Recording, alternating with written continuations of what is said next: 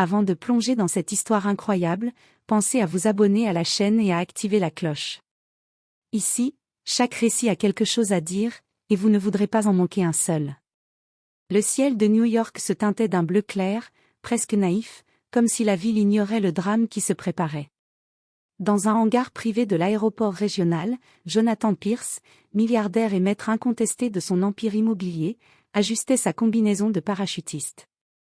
Son visage reflétait la confiance, l'arrogance presque charmante de celui qui croit que tout dans sa vie est sous contrôle. Chaque mouvement était calculé, chaque geste étudié pour les caméras. Aujourd'hui, il devait sauter devant les journalistes et actionnaires, montrer qu'il n'avait pas peur, qu'il prenait des risques. Tout était prévu, millimètre par millimètre. Mais la vie aime jouer des tours. À quelques kilomètres de là, sur un trottoir jonché de cartons et de journaux, Marcus, Mac, Thompson frissonnait dans la fraîcheur du matin. Les échos du hangar et du tarmac lui parvenaient comme un murmure lointain. Mac n'avait jamais cru au hasard, seulement à l'observation. Ancien mécanicien, il avait connu la chute, perte de travail, perte de logement, solitude glaciale. Mais dans cette rue, il avait développé un sixième sens pour le danger. Quand il vit, à travers la clôture rouillée, une boîte de pièces détachée près d'un parachute marqué « Pulcor », quelque chose dans son instinct hurla, ce saut est compromis.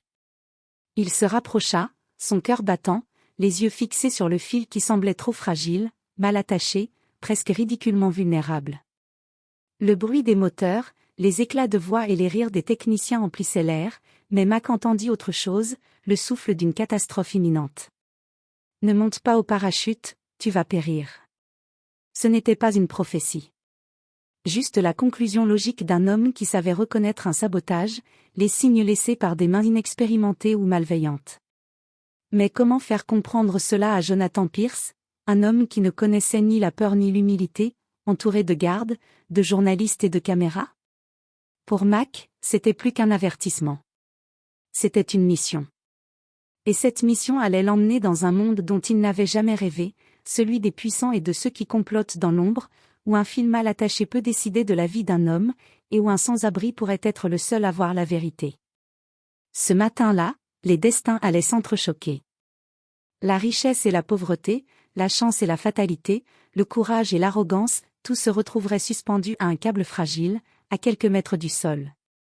Et au cœur de ce chaos imminent, Mac savait une chose, parfois, ceux qu'on ignore sont les seuls capables de sauver le monde. Le tarmac brillait sous le soleil du matin, comme un miroir tranchant. Jonathan Pierce descendit de sa limousine noire, vêtu de sa combinaison orange vif, entouré de son équipe habituelle, Elena, sa directrice de communication, toujours parfaite et impeccable, et Ryan, instructeur de parachutisme, souriant mais tendu, comme s'il pressentait quelque chose. Sam, le garde du corps corpulent et silencieux, veillait sur chaque pas. Les caméras crépitaient, captant le moindre mouvement pour les actionnaires et la presse locale. À quelques mètres de là, Marcus, Mac, Thompson observait depuis la clôture, serrant son vieux sac contre lui. Il avait suivi chaque détail, le parachute posé sur la rampe, les attaches, le câble arrière qui semblait tirer de travers. Son cœur battait plus fort. Chaque fibre de son corps lui criait que ce saut n'était pas sûr. Mac savait qu'il n'avait qu'une seule chance de prévenir l'inévitable. Il traversa la barrière rouillée en silence, se glissant entre deux camions de matériel. Un agent de sécurité le remarqua et accourut. « Et qu'est-ce que tu fais ici ?» Mac leva les mains, calme mais ferme. « Je suis mécanicien. J'ai travaillé sur ce type d'équipement, ce câble arrière est mal fixé. Il peut lâcher en plein ciel. » L'agent fronça les sourcils, incrédule. « Tu ne peux pas rester ici. Sortez d'ici, maintenant. » Mac tenta une approche différente, il sortit un chiffon huilé de son sac et montra le câble, son doigt traçant la ligne fragile qui soutiendrait Jonathan dans les airs. « Regardez. S'il y a une faille ici, il ne survivra pas au saut. » Personne ne l'écouta vraiment. Elena haussa les sourcils et le repoussa légèrement, agacée par ce qu'elle prenait pour une intrusion. « Merci, monsieur, mais tout est sous contrôle. » Mac sentit sa frustration monter. Chaque seconde comptait. Il cria, assez fort pour que Jonathan l'entende. « Ne monte pas. Le parachute est saboté. Jonathan, qui faisait ses vérifications finales, s'arrêta. Ses yeux bleus se posèrent sur cet homme aux vêtements sales et aux mains tachées de graisse. Un sourire moqueur se dessina sur son visage. « Qui êtes-vous, exactement ?» demanda-t-il, amusé, comme si un sans-abri pouvait vraiment le menacer. « Marcus Thompson. Et si vous sautez, vous allez mourir. » Un silence tendu s'installa. Les caméras captèrent tout, les journalistes sourirent, une scène dramatique, parfaite pour les réseaux sociaux. Mais Mac savait que ce n'était pas du spectacle. Chaque seconde qui passait rapprochait Jonathan d'une chute potentiellement fatale. Helena, malgré elle, sentit un frisson. Le regard de Mac n'était pas celui d'un mendiant cherchant à attirer l'attention, c'était celui d'un homme qui connaissait la mécanique, la gravité et la fragilité d'un câble sous tension. Elle échangea un coup d'œil avec Ryan, et une inquiétude sourde naquit. Jonathan, toujours souriant, fit un geste théâtral vers Mac. « Très bien, Marcus. Si vous êtes si sûr de vous, pourquoi ne pas me le montrer ?» Le défi était lancé. Mac sentit une poussée d'adrénaline, c'était sa chance de sauver l'homme le plus puissant de la ville, et peut-être de changer son propre destin. Alors que Jonathan se préparait à monter dans l'avion, Mac fit un pas en avant, déterminé, cette histoire ne finirait pas comme prévu. La confrontation avec le danger venait de commencer. Le moteur de l'avion vrombissait, résonnant dans le hangar et jusque dans le cœur de Mac. Chaque vibration semblait un avertissement. Jonathan Pierce, confiant et charismatique, ajustait ses gants et ses lunettes de parachute, ignorant les cris du sans-abri qui résonnaient derrière la clôture. « Monsieur Pierce !» hurla Mac, sa voix portée par l'adrénaline. « Ne montez pas. Ce parachute est saboté. » Helena fronça les sourcils. Elle jeta un regard vers Ryan, qui haussa les épaules, pensant que Mac n'était qu'un intrus désespéré. Mais Mac ne se laissa pas intimider. Il savait que chaque seconde comptait. Il sortit une note griffonnée et la jeta vers Helena. « Vérifiez le câble arrière. Il a été altéré. C'est un sabotage. » Helena attrapa la note, l'examina rapidement et sentit un frisson la traverser. Elle savait que, publiquement, chaque geste était filmé. Ignorer cet avertissement serait irresponsable, mais elle hésitait. Jonathan, confiant, ne se retournait même pas. « Qu'est-ce que c'est que ça ?» demanda-t-il, remarquant enfin Mac. « Regardez le câble », répéta Mac. « Il a été trafiqué. Si vous sautez, vous pourriez mourir. » Jonathan éclata d'un rire, sûr de lui. « Vraiment ? Un sans-abri vient me sauver d'un parachute ? Vous êtes courageux, je vous l'accorde, mais inutile. Tout est sous contrôle. » Mac sentit son cœur battre plus vite. Il savait que le temps lui était compté. Chaque geste mal calculé pourrait être fatal. Il fit un pas en avant, suppliant. « Je ne plaisante pas. Je sais reconnaître les câbles mal fixés, les attaches défectueuses. C'est sérieux. » Sam, le garde du corps, s'approcha, menaçant. « Assez. Vous êtes hors de votre place ici. » Mais Mac ne recula pas. Ses yeux étaient rivés sur Jonathan, et dans ce regard, il y avait une détermination que même la richesse ne pouvait éclipser. Il savait que ce saut n'était pas un simple spectacle, c'était une roulette russe mécanique. Helena, incertaine mais inquiète, murmura. « Ryan, vérifie vraiment ce câble, juste pour être sûr. » Ryan s'approcha du parachute, examinant le câble arrière avec une attention inhabituelle. Son visage changea. Quelque chose n'allait pas. Il leva les yeux vers Jonathan. « Il y a un problème. Je dois vérifier tout le système avant le saut. » Jonathan, toujours sûr de lui mais intrigué, fronça les sourcils. Mac sentit l'espoir naître en lui, enfin, quelqu'un qui pouvait écouter. Mais le temps pressait. L'avion devait décoller dans quelques minutes, et la foule de journalistes et caméras augmentait la pression. « Très bien, » déclara Jonathan, la voix ferme. « Mais si c'est une fausse alerte, vous risquez d'avoir de gros ennuis. »« Ce n'est pas une alerte, c'est la vérité, » répondit Mac. « Votre vie est en danger. » Le regard de Jonathan se fit plus sérieux. Les minutes passaient, et le destin de ce saut, autrefois un simple spectacle pour impressionner des actionnaires, devenait maintenant un champ de tension entre arrogance et survie. Mac savait que son rôle n'était pas encore terminé, il devait trouver un moyen de convaincre Jonathan avant qu'il ne soit trop tard. L'avion grondait, vibrant sous l'impact des hélices, prêt à s'élever dans le ciel. Jonathan Pierce, sourire confiant aux lèvres, fit un dernier geste théâtral vers les caméras. Les journalistes immortalisèrent chaque mouvement, l'homme d'affaires le plus puissant de la ville, sautant dans le vide, défiant la gravité. Mac, les poings serrés, suivait chaque geste depuis le tarmac. Son souffle était court, son cœur battant à toute vitesse. Chaque fibre de son corps lui criait que le câble arrière n'allait pas tenir. Il courut vers la barrière, agitant les bras, hurlant à Jonathan. « Ne sautez pas.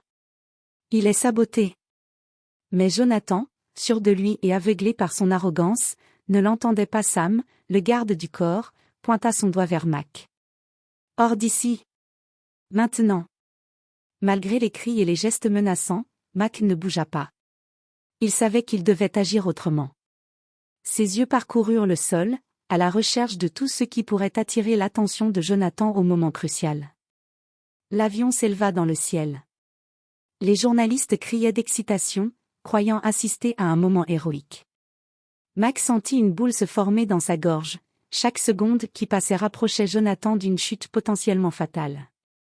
À l'ouverture de la porte de l'avion, Jonathan fit un dernier signe de la main. Mac hurla, sa voix déchirant l'air. « Regardez le câble. Il est défaillant. » Le public au sol ne comprenait pas. Les caméras filmaient un sans-abri hurlant à un milliardaire, pour eux, un moment sensationnel, divertissant. Mais Mac voyait la réalité, un câble mal fixé, un attelage compromis. Jonathan sauta. Le vent le propulsa dans l'air avec une grâce presque irréelle. Le parachute s'ouvrit, mais pas correctement. Il vacilla, oscillant dangereusement. Les cordes grincèrent sous la tension excessive. Mac retint son souffle, imaginant le pire. Puis, comme par miracle, le vent porta Jonathan vers un chêne gigantesque à la lisière du tarmac. Il s'accrocha à une branche, ses jambes se tordant dans un angle impossible.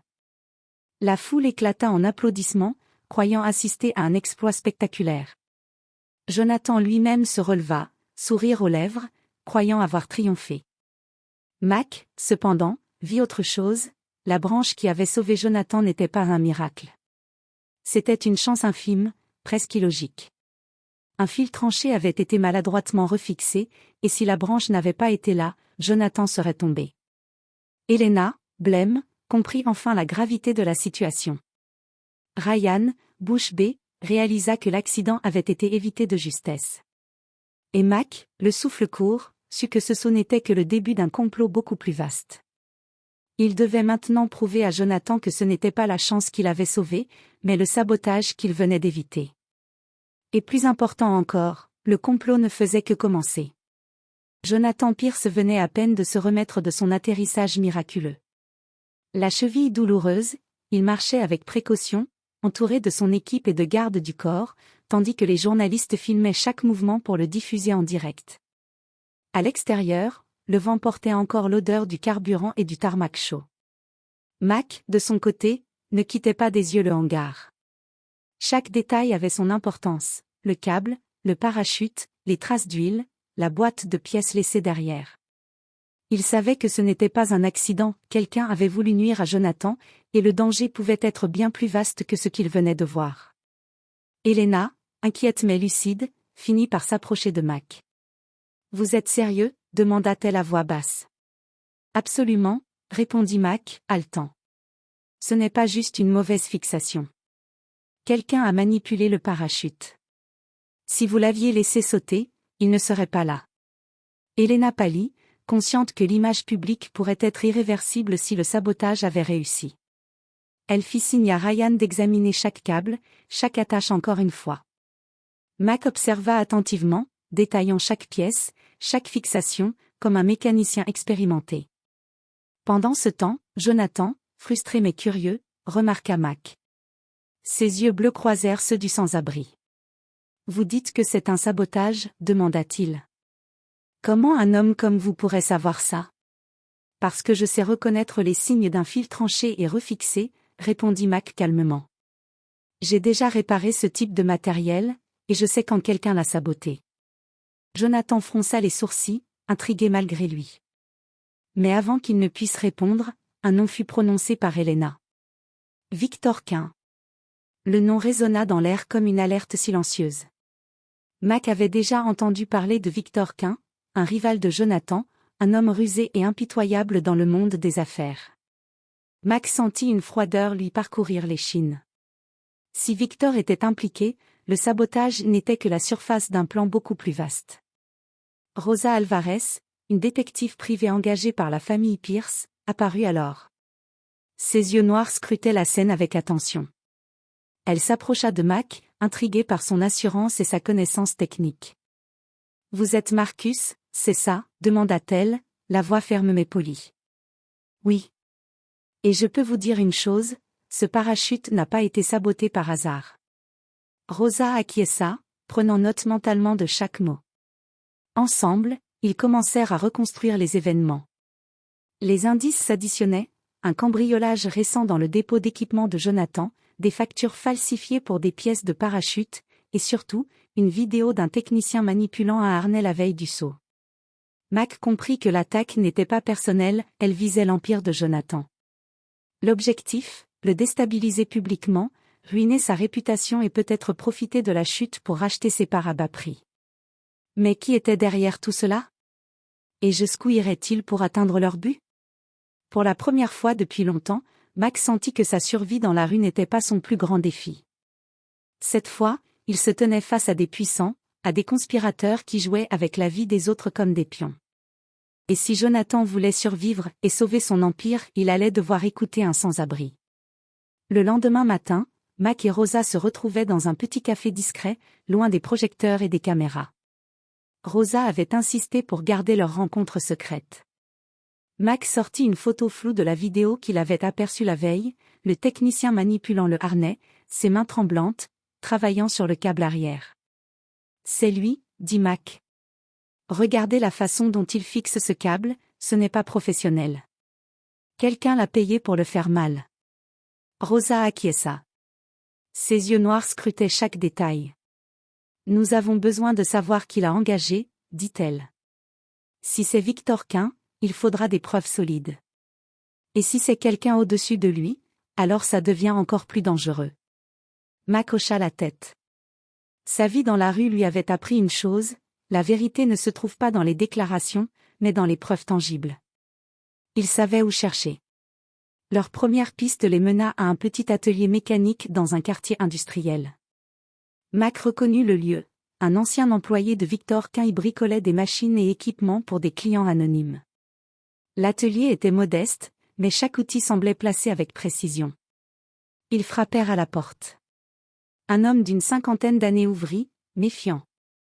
Ses mains étaient tachées de graisse, ses yeux fatigués mais alertes. « Qu'est-ce que vous voulez ?» demanda-t-il, nerveux. « Nous savons que vous avez travaillé sur un parachute pour Jonathan Pierce, » dit Mac calmement. « Nous voulons juste savoir la vérité. » L'homme pâlit légèrement. Il jeta un coup d'œil derrière lui, puis murmura. « Ce n'est pas moi, c'est Quin. Il m'a payé pour affaiblir le matériel. Juste pour montrer à Pierce qu'il n'est pas invincible, pas pour le tuer. » Rosa enregistra chaque mot, notant mentalement l'importance de la confession.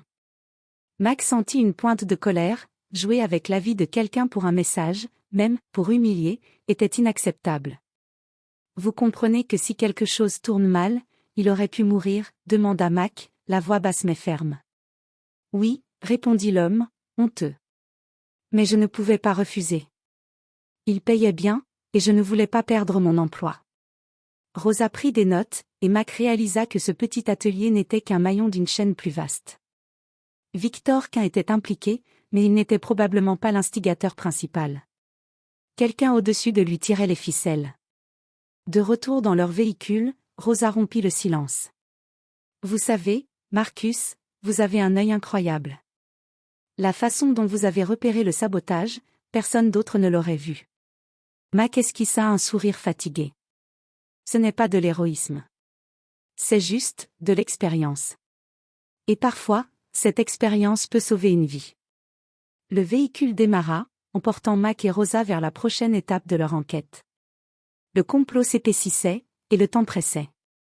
Chaque minute qui passait rapprochait Victor et son mystérieux commanditaire d'un autre mouvement dangereux, et Mac savait que la partie la plus périlleuse était encore à venir. Le bureau de Jonathan Pierce était baigné par la lumière dorée de l'après-midi. Les vitres immenses offraient une vue imprenable sur la ville, mais aucun panorama ne pouvait cacher l'agitation qui régnait à l'intérieur. Mac était assis sur une chaise inconfortable, loin de la fenêtre, tandis qu'Elena surveillait chaque geste. Jonathan, encore marqué par l'incident du parachute, le fixait avec une curiosité mêlée d'incrédulité. « Alors, vous prétendez que ce n'était pas un accident ?» dit Jonathan, les mains croisées derrière la tête. « Expliquez-moi comment un sans-abri connaît mieux les parachutes que mes propres experts. » Mac prit une profonde inspiration. Sa voix était calme, mais chaque mot portait le poids de la vérité. « Parce que j'ai travaillé dessus, monsieur. Je sais reconnaître quand quelque chose est mal fixé ou saboté. Ce câble arrière, il n'aurait pas tenu. Vous ne seriez pas là si la branche n'avait pas amorti votre chute. » Jonathan fronça les sourcils, le scepticisme encore présent dans ses yeux. Mais Rosa Alvarez, à côté, intervint. « Ce n'est pas une théorie. Nous avons des preuves tangibles, vidéos, témoins, et même la confession d'un technicien payé pour saboter le matériel. » Mac sortit les images floues et les montra sur l'écran d'ordinateur. Jonathan pencha la tête, examinant chaque détail. Il sentit une froideur monter en lui, quelqu'un avait vraiment joué avec sa vie, et pas par hasard. « Et qui est derrière tout ça ?» demanda-t-il, la voix plus grave qu'auparavant. « Victor Quin, dit Mac, et probablement quelqu'un au-dessus de lui. Un actionnaire ou partenaire qui cherche à profiter de votre chute pour racheter vos parts, expliqua Rosa. Le silence tomba dans le bureau. Jonathan sentit l'ampleur de la menace. Chaque décision qu'il avait prise, chaque transaction, pouvait maintenant être exploitée contre lui. Son empire, construit pierre par pierre, était vulnérable. Elena, habituellement imperturbable, prit la parole. Nous devons agir vite. S'ils ont manipulé le parachute une fois, ils pourraient essayer autre chose.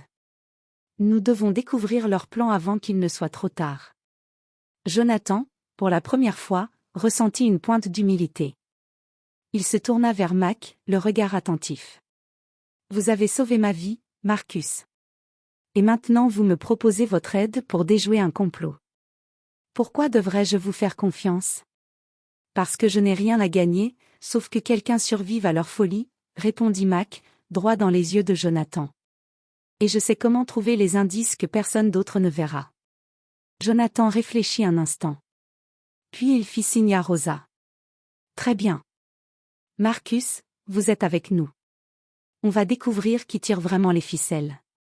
Mac sentit un mélange de fierté et de tension. La partie la plus dangereuse de cette histoire n'était pas le parachute, mais la course contre un ennemi invisible et impitoyable. Et maintenant, il n'était plus seul. Ensemble, ils allaient traquer ceux qui pensaient pouvoir manipuler la vie et la mort comme un jeu d'échecs. Le soir tombait sur la ville, jetant de longues ombres entre les gratte-ciel. Mac et Rosa étaient assis dans une salle d'archives d'un petit bureau discret, entouré de piles de documents et d'ordinateurs portables. Chaque preuve récoltée jusqu'ici avait ouvert une porte, mais ce qu'ils s'apprêtaient à découvrir allait révéler que le sabotage du parachute n'était que la première étape d'un plan beaucoup plus vaste. Rosa montra un fichier sur son écran. « Regardez ces virements, dit-elle. Des paiements discrets à un mécanicien freelance, relié à un cabinet de conseil qui appartient à Victor Quin. Mais certains montants ont disparu, et d'autres sont liés à un investisseur masqué. » Mac plissa les yeux. Donc Quin n'est pas l'instigateur principal. Il suit juste les ordres d'un supérieur qui veut voir Pierce tomber. Rosa hocha la tête. Exactement. Et si l'on considère le timing, ce n'est pas un simple sabotage pour l'humilier. C'est une tentative de manipuler le marché et de déstabiliser son empire immobilier. Mac serra les poings. Chaque transaction, chaque détail technique, chaque fil manipulé devenait un puzzle. Nous devons remonter jusqu'à cette voie au-dessus de Quin, dit-il. Si nous ne découvrons pas qui c'est, le prochain coup pourrait être fatal. Pour trouver plus d'indices, ils décidèrent de revisiter le petit atelier où le technicien avait travaillé. L'homme, pris de remords, leur donna plus de détails, des noms de comptes bancaires, des contacts anonymes, et même la mention d'un mystérieux financier qui avait supervisé l'opération depuis l'ombre. « Il faut exposer ça », dit Rosa. « Mais il faudra être discret. Si Victor ou son commanditaire s'en rendent compte, nous sommes morts avant même de commencer. » « Et Pierce ?» demanda Mac. « Il doit savoir la vérité, mais en public, il risque de paniquer ou de faire une erreur. » Rosa sourit légèrement. « C'est là que votre rôle devient crucial. Vous êtes celui qui voit ce que personne d'autre ne voit. Vous savez repérer le sabotage, les indices laissés par ceux qui pensent qu'ils sont invisibles. » Mac sentit la pression monter. Chaque preuve récoltée était un pas vers la vérité, mais chaque pas rapprochait aussi le danger. Les conspirateurs étaient plus habiles et mieux protégés qu'ils ne l'avaient imaginé. Ils décidèrent d'organiser un plan pour infiltrer une réunion privée entre Victor Quint et ses complices. Mac, discret et déterminé, serait le témoin, prêt à capturer toute preuve compromettante. Rosa coordonnerait les détails légaux et sécuritaires, tandis que Jonathan et Elena resteraient en retrait, utilisant leur position pour agir si nécessaire. « Il est temps de frapper avant qu'il ne frappe », dit Mac en fermant son ordinateur. Leur enquête prenait une tournure critique. Le complot était plus vaste que prévu, et chaque mouvement devait être précis. Le danger était palpable, mais pour Mac, c'était la première fois depuis longtemps qu'il sentait que sa vigilance pourrait réellement sauver des vies, et peut-être même changer le destin d'un milliardaire. La nuit était tombée sur la ville. Les lumières des gratte-ciel scintillaient comme des étoiles artificielles, mais à l'intérieur d'un luxueux immeuble de Victor Quint, l'atmosphère était loin d'être féerique. Mac, vêtu d'un simple manteau sombre et d'une casquette pour se fondre dans l'ombre, se glissa à travers l'entrée secondaire du bâtiment. Rosa l'avait briefé longuement, infiltré la réunion, enregistré tout ce qui était dit, et ressortir sans se faire remarquer. Une erreur, et c'était la prison, ou pire. À l'intérieur, la réunion battait son plein. Victor Quint, élégant et sûr de lui, discutait avec plusieurs financiers anonymes, des contrats et des virements bancaires étalés devant lui. Les termes étaient froids et précis, chaque mot calculé pour maximiser le profit et minimiser les risques. Mac se faufila derrière une porte entr'ouverte, caméra miniature prête dans sa poche. Son cœur battait à toute vitesse. Chaque pas, chaque respiration, pouvait trahir sa présence. Le plan doit être exécuté sans erreur, disait Victor, la voix glaciale. Pierce doit être affaibli avant la fin du trimestre. Les parts seront à notre portée. Mac sentit une rage froide l'envahir.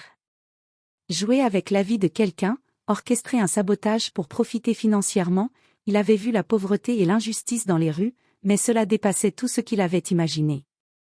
Il enregistra chaque mot, chaque chiffre, chaque plan minutieusement. Puis Victor mentionna le nom d'un mystérieux investisseur, jamais cité publiquement, qui tirait les ficelles depuis l'ombre. Mac nota tout, comprenant que ce personnage était la clé du complot. Soudain, un bruit derrière lui, quelqu'un venait de passer dans le couloir. Mac se figea, le souffle coupé. Il se cacha derrière une colonne, retenant son battement de cœur. Le garde passa, l'air indifférent. Mac laissa échapper un soupir silencieux, mais savait que chaque seconde dans cet endroit augmentait le risque de se faire découvrir. Après presque une heure, il avait tout enregistré, Victor Quint planifiant la chute de Jonathan, des virements illégaux et la manipulation technique du parachute. C'était la preuve irréfutable qu'il fallait. En ressortant, Mac sentit l'adrénaline s'échapper, remplacée par une tension constante. Il savait que Victor ne resterait pas inactif une fois découvert. Le prix du courage venait de monter, il était désormais une cible, mais avec ses preuves, il pouvait sauver Jonathan et exposer le complot. De retour chez Rosa, ils visionnèrent les enregistrements. Chaque mot prononcé, chaque transaction détaillée, confirmait leurs soupçons, Quint était loin d'être l'instigateur principal, mais il était l'exécutant clé. L'investisseur masqué restait insaisissable, mais Mac et Rosa avaient désormais des armes concrètes.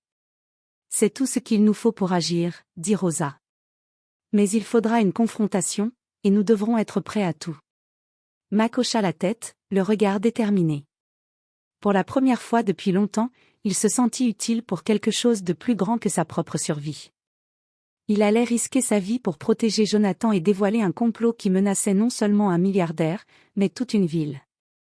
La nuit était épaisse et lourde lorsque Mac, accompagné de Jonathan et Rosa, pénétra dans le siège secondaire de Victor Quint. Les lumières tamisées créaient des ombres inquiétantes sur les murs, et l'air vibrait d'une tension palpable. Mac tenait fermement les enregistrements qui révélaient chaque détail du sabotage et des manipulations financières, tandis que Jonathan gardait ses instincts d'homme d'affaires aiguisés, prêt à agir au moindre mouvement hostile. Victor Quint, surpris mais pas intimidé, se leva lentement de son fauteuil en cuir noir. Ses yeux brillaient d'une froide arrogance. « Alors c'est vous, l'homme qui croit pouvoir m'arrêter ?» dit-il d'un ton tranchant. « Vous ne savez pas à qui vous avez affaire. » Aussi, répondit Mac, calmement mais avec force. Je sais exactement qui vous êtes et ce que vous avez fait. Vous avez saboté un parachute pour manipuler un milliardaire, et vous avez mis sa vie en danger pour du profit. Rosa, à ses côtés, fit jouer les enregistrements sur un ordinateur portable. La voix de Victor, claire et détaillée, résonna dans la pièce, les preuves étaient irréfutables. Victor pâlit légèrement en entendant ses propres mots, mais il reprit rapidement son assurance. « Et alors ? Que pouvez-vous faire ? Vous êtes juste un sans-abri qui s'est incrusté dans mes affaires. » Jonathan, jusqu'ici silencieux, s'avança. Sa voix résonna avec l'autorité d'un homme habitué à commander des empires. « Nous pouvons tout faire tomber. Vos comptes, vos partenaires, tout. Et nous le ferons si vous tentez le moindre geste contre moi. » Mac sentit la tension monter. Victor Quint recula d'un pas, ses doigts serrant la table. « Vous ne comprenez pas, dit-il, les yeux brillants de rage. L'investisseur derrière moi ne vous laissera jamais faire. » Alors il est temps qu'il comprenne que la vie des gens ne se monnaie pas, répondit Mac. Vous avez joué avec des vies, maintenant vous devez en assumer les conséquences. Un silence pesant s'installa. Victor, réaliste, savait que les preuves étaient irréfutables. Chaque manœuvre, chaque sabotage avait été enregistré. Mac et Rosa avaient transformé les indices en armes. Jonathan, calme mais vigilant, observa Victor jusqu'à ce que ce dernier baisse finalement la tête. « Très bien, dit Quint, la voix basse. Vous avez gagné cette bataille. Mais ce n'est pas fini. » Jonathan s'approcha. « Pour l'instant, vous coopérez, ou vous serez exposé publiquement. Chaque mot, chaque transaction, sera révélé au monde. » Mac sourit légèrement.